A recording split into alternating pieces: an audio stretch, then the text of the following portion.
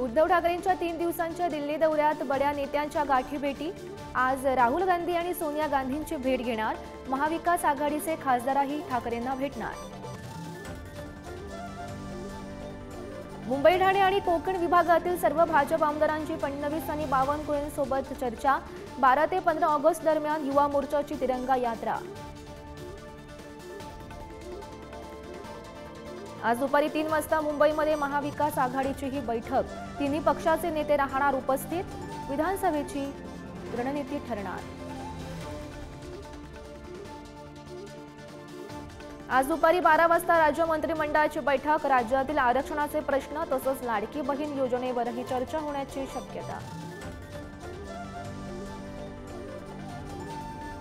प्रकाश आंबेडकर यांच्या नेतृत्वात निघालेल्या आरक्षण बचाव यात्रेचा संभाजीनगरमध्ये समारोप।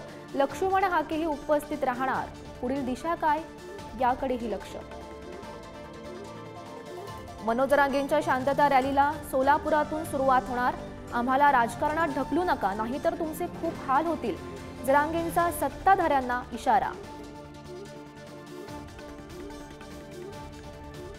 ब्रिटनने आश्रय देण्यास नकार दिल्यानंतर शेख हसीना कुठे जाणार? बांगलादेशातील हिंसाचारानंतर हसीना भारतात। भारत सरकारची भूमिकाही ठरणार महत्त्वाची। पूजा खेडकर प्रकरणी आज सुप्रीम कोर्टामध्ये सुनावणी। यूपीएससी उमेदवारी रद्द केल्याबद्दल रीट याचिका।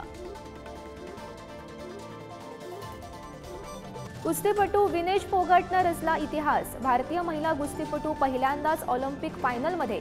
आज विनेशकडून सुवर्ण पदकाची आशा।